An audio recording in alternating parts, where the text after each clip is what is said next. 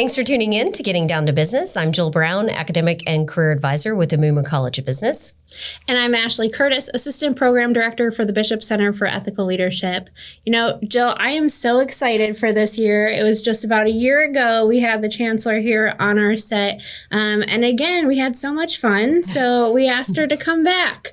So welcome, Chancellor. For those who are tuning in for the first time or, you know, you're in for a treat. Don't know who you are. You want to share a little bit about yourself?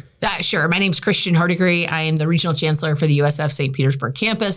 I am a mother of three. My husband is my better 2/3, and I have the incredible fortune of serving the people of the St. Pete community, our students, our staff, our faculty, and what an incredible community this is as well. So that's a nutshell. Love it. I can't believe it's been a year.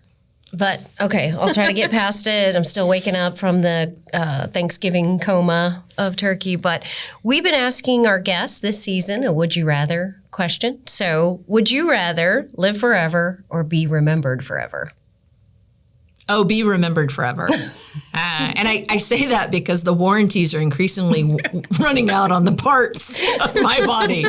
My husband keeps pointing out that he did not get the extended warranty and none of this was disclosed at the marriage. So I want to be remembered forever.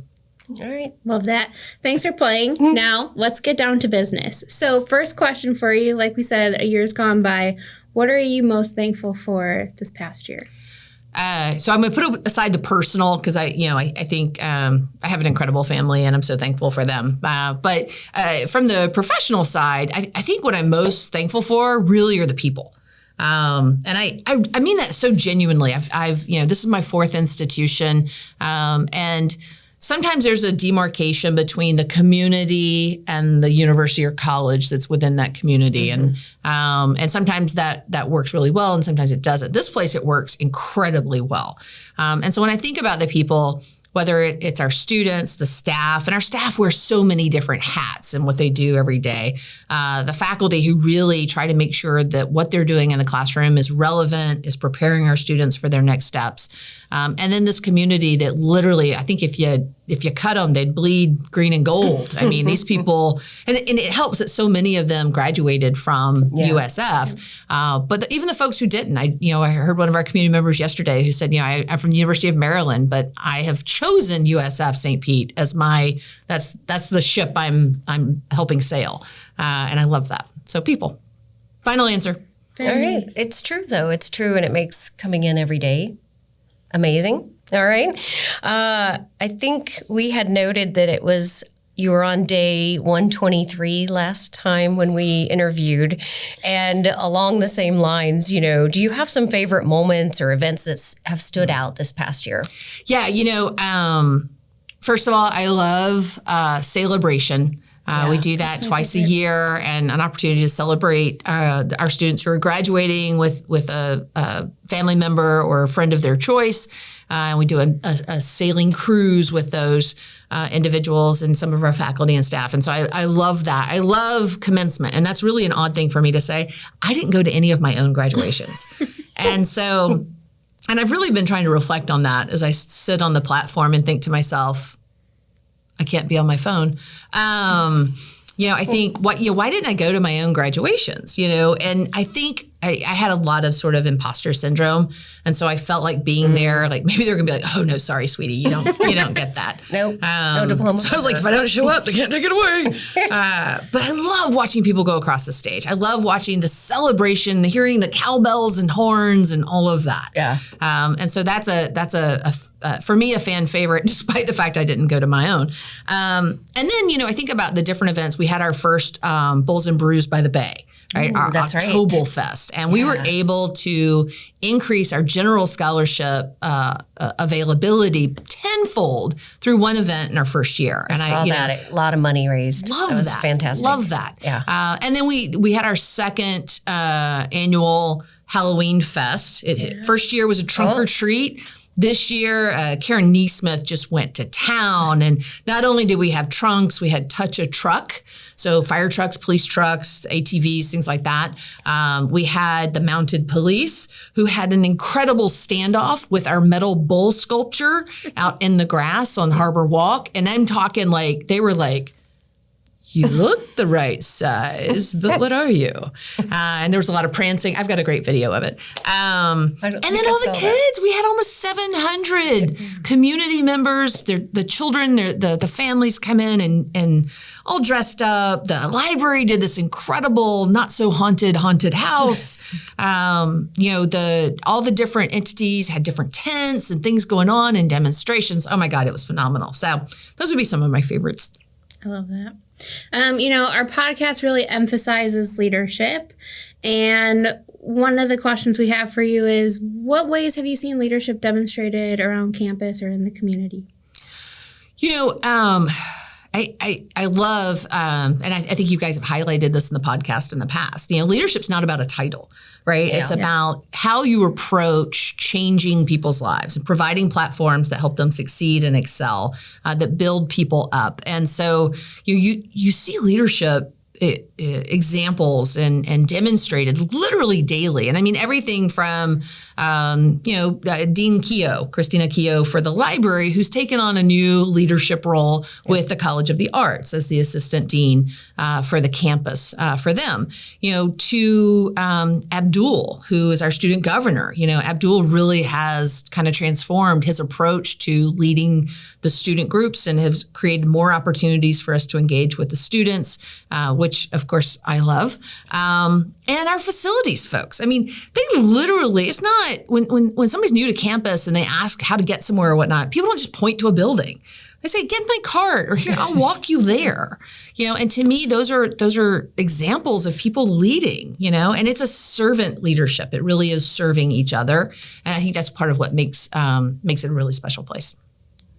This is a follow-up on that in a sense, but would you like to share any secrets that you have, in a sense, to help your leadership team stay motivated and on a mission, in a sense? Yeah, when I first got here, I talked about sort of the mantra that a new car company had about beat Benz. Everything they wanted to do every day was to beat Mercedes-Benz, whether it's quality of product, their customer service, their marketing. Everybody at that place knew what their job was every day was to beat Benz. The car company was Lexus, and that's how Lexus really got started. And so coming in, talking with my team about what is our beat Benz, right? Yeah. How do we want to lead? What do we want to be front and center every day in the decisions that we make? And it really was serving each other, serving our people. And so having that hospitality sense of what we do, I think Which is so really foreign to you. Just kidding. I don't know where Maybe we need to share a small detail of your past.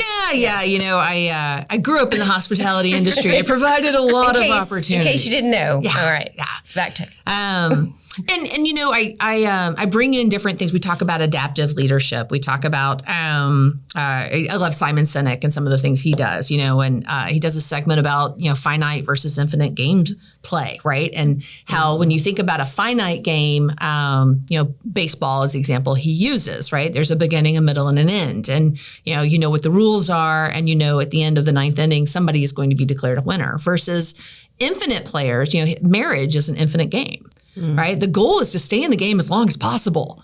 And so sometimes that doesn't happen. Sometimes you have a finite player and an infinite player. Yeah. But, how do you have these things aligned? And how do you have good, safe conversations about those things? And so, we'll do snippets. There's a motivational speaker, Kevin Brown. He had come when I was in Denver. He had spoken to our Visit Denver group. And he does a great segment called Apple Pancakes. And it's about an experience that he has while he's at Disney with his son, who I believe had autism, and just the experience they had from the chef that was there and what she did. And in addition to having sort of that entertainment value, it has some really good lessons to it. And so we very purposely curate opportunities to really examine leadership, examine other people and the examples that they've set. We also have an executive coach that's for our team. And so that's for individual work and group work. And then we also work with our Tampa folks in terms of that. So it can't be something that's accidental. It's something you have to really think about. You have to sometimes reframe your approach. Sometimes we get in the messy habits of this is the way we've done it, and rethink the why. And I think that's really important. And I think it helps keep the whole team sort of focused on what's important. And at the end of the day, students come here not because we have a great meal plan or a great dorm. Those are good too, but they come here for the academics, for the platforms that we provide that allow for social mobility, for exploration and discovery. And so as long as we keep our eye on the things that are important, which again goes back to people, hospitality, then I think we're gonna be in good stead. Yeah.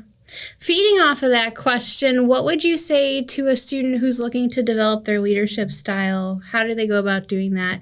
What opportunities are available for them here? I think it's incredibly important to have a mentor, and sometimes you'll say that, and like right after you've talked about it, somebody's over. I'd like for you to be my mentor. And is your phone ringing? Yeah, exactly. That, yeah. But mentorship, I think, is a 360. I think so often people think of, I'm the mentor, but when are you the mentee? Right. And I think that goes for anybody at any level, finding people who set the kind of examples, and having one is not enough. Right. Having several, and people who might be your mentor for perspective versus business acumen versus a specific skill set, and then paying it forward. I always talk about, and again, I'm sorry, it goes back to hospitality. If you're one of those people who've had a bad experience in a restaurant and you want to complain or let somebody know about that, I think that carries with it the burden to compliment, right? So when somebody has really exceeded your expectations, if you're going to be one of the people who are unhappy and you're going to let people know about that, then you got to carry the other side of it. I think mentorship's the same thing. If you're somebody who's seeking to be or seeking a mentor, then you've also got to be able to be a mentee, right? And so you've got to have both sides of that come together. And so for our students in particular, it's what is it you want to do? And look, it's like parking at Ray J, right? You get a giant stadium and there's so many different parking spots. If it's Tuesday and there's no game and nobody told you what section and row to park in, it can be overwhelming because, well, this is closer to the stadium, but this other area is paved, but this is under a light and I won't get a door ding, right? And it becomes decision paralysis. And so I think it's really a matter of breaking things into segments. And for students, a semester is an easy segment. This semester, I want to focus on X. And, just because I have a mentor for this doesn't mean this is a mentor for life. And it has to be a genuine relationship. It can't just be, give me all your knowledge, I want to suck it all out of you and then move on to my next thing, right? And so, finding ways that you're aligned, ways that you can connect with each other, as opposed to cold calling people for mentorship. I appreciate you saying that because we have so many mentorship programs here at USF. And really, when I talk to students about mentorship, I say it can happen in a structured setting or it can happen organically. And sometimes it happens in a structured setting where it evolves organically and it's a great, mentorship, mentor-mentee relationship. Sometimes you don't have that, right? And so it's important to just continue to seek those opportunities, build those relationships. Yes, that was much more succinct. No, but you're absolutely right. It can be very structured and very formalized, or it can be something that grows organically. And honestly, I think some of probably the longer lasting ones are some of those organic ones that grow. Yeah. Everybody, I wish I'd learned this when I was younger. Everybody needs a champion. You need somebody who's going to champion you, right? True. Behind closed doors. And so finding somebody that you connect with and they're so invested that they want your success, that's a game changer. And so I think recognizing that's really important. And I guess who wants to connect with you? We do. Your career counselors, your academic advisors, come see us. No, really. We want to be a connection. And I love the breakdown and making it simple in the sense of each semester thinking about a goal and not just your classes and getting through those classes, because sometimes we see that push. Taking the time to enjoy, explore, study abroad, do an internship, do another internship. But each semester, what's that goal? And I know I kind of fall in as an advisor. Sometimes I'm just focused on those classes too. And I'm always trying to push other things, but maybe looking at it now, for me even, to say, first semester, you can't do it all. You can't. It's too much. It's very overwhelming. But let's sit down, connect with us, and each semester review those goals and see where you're at along the way, right? Absolutely. And, and just to give you an example, and I'm not going to out the student and who it is. He knows who he is. But, I work a lot with our student ambassadors, with our student leaders. They do the tours and things like that. And there's one particular student who makes a point of giving me a shout out. And he could be across the quad. And he's like, hey, and I love when he does that. So, and we send each other videos. So he texts me videos of things he sees in the bay, because I'm always out there taking videos of manatees and he sent me some bonnet-head shark pups the other day. Yes. And so the other day I get a text, and he's at Crumble Cookie. And we don't know anything about crumble Nothing cookies. nothing at all. Nobody. I can put on weight thinking about it.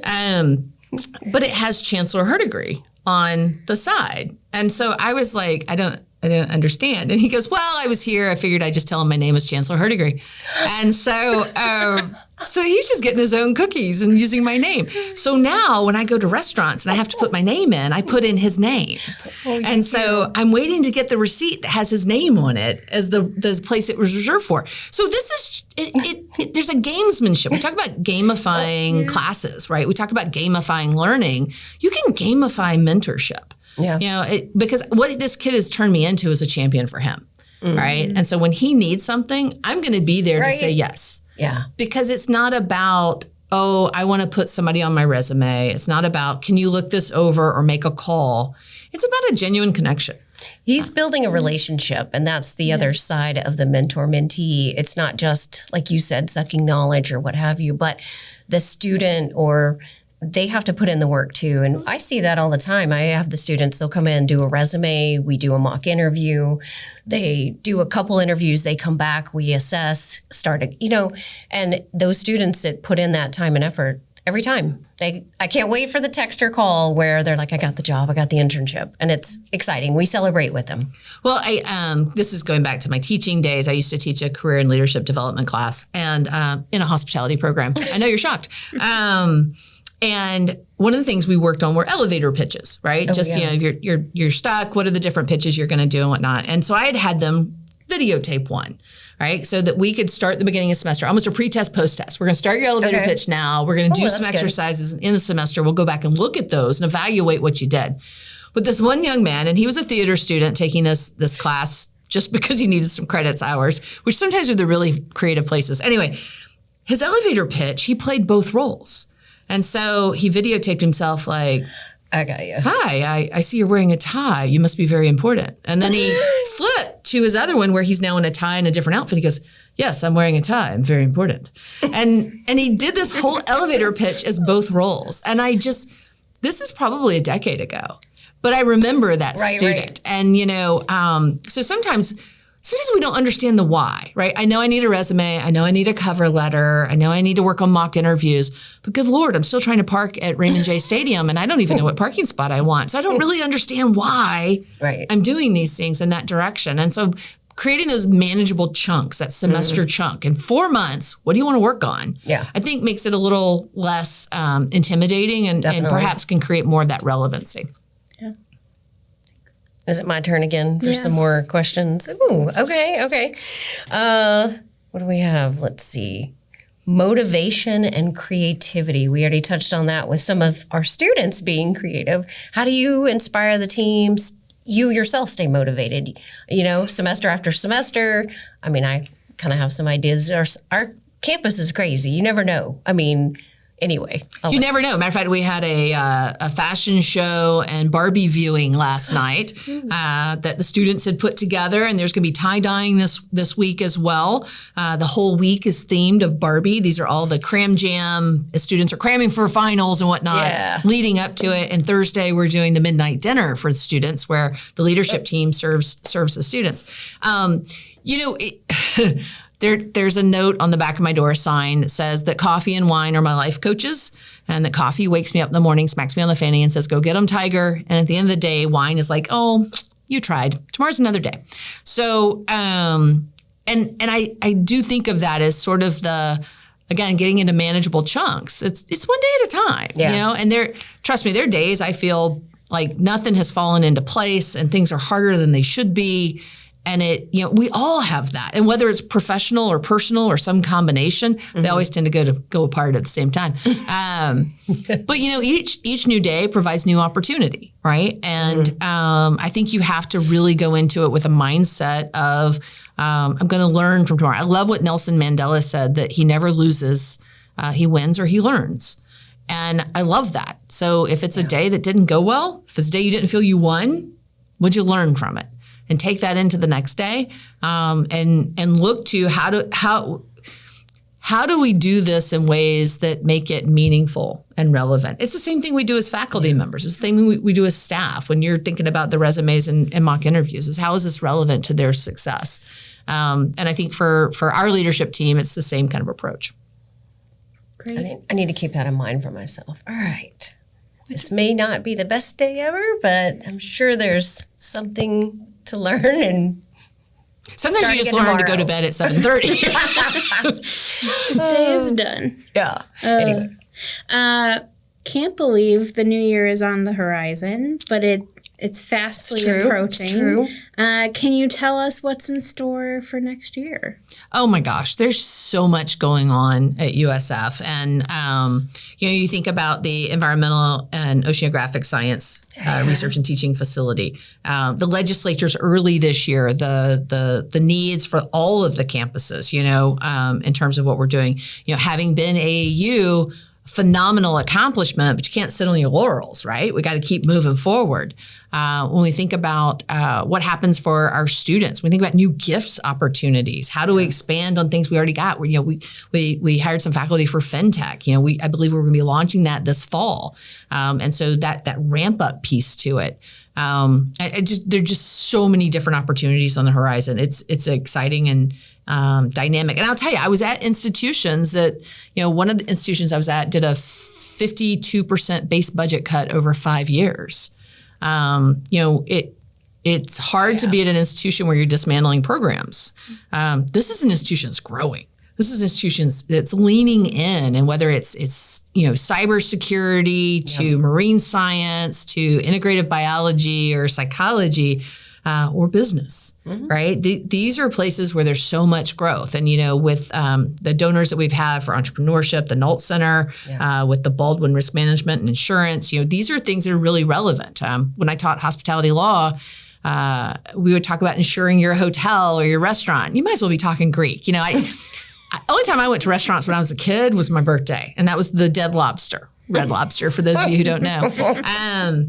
And so, you talk about insuring a restaurant with me as a student. I'm like, I only go to one of those a couple times a year, but I have car insurance in my car and I don't know what it means. And so breaking that down and making it relevant in a skill set, that becomes that game changer. And so we have the types of classes and programs and extracurriculars that really are relevant to adulting, which is, you got a lifetime. You're so excited to be an adult. And then you're an adult and like, this sucks.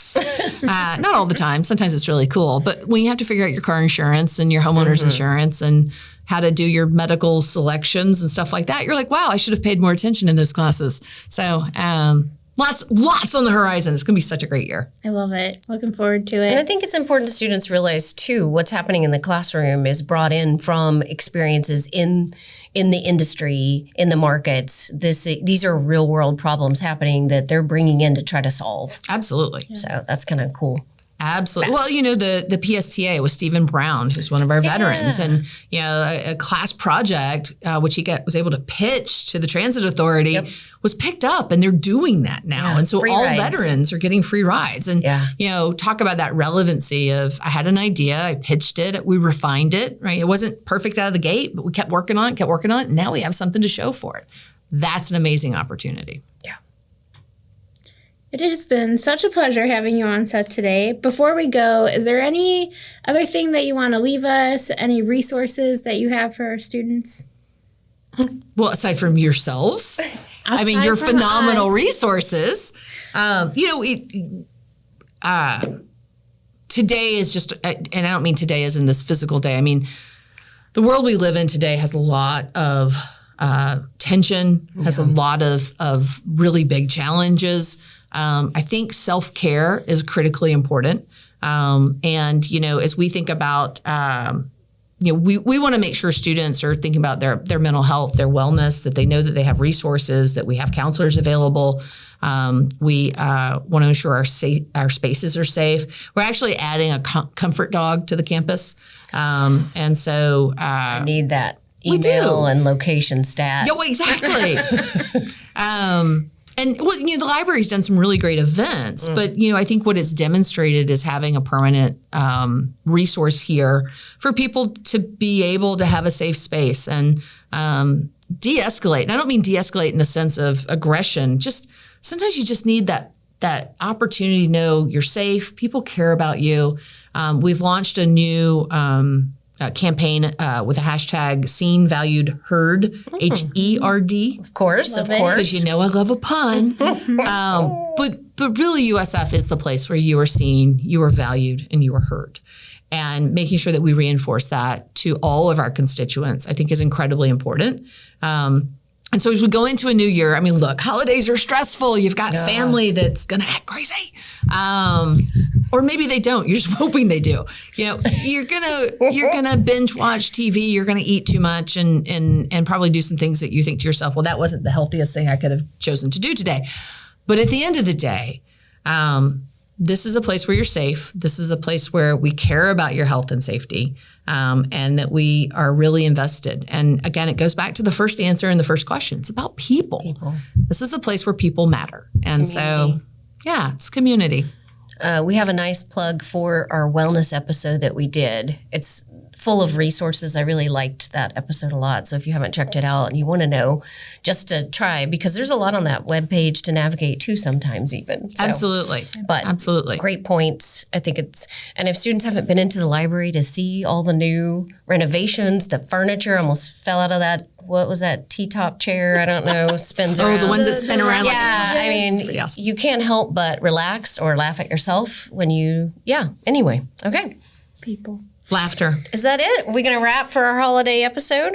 That's a wrap. All right. Thanks for tuning in to another episode of Getting Down to Business. And find us on YouTube, Spotify, Apple, wherever. See you next year. Special shout out to our folks at Innovative Ed. Go Bulls. Go Bulls.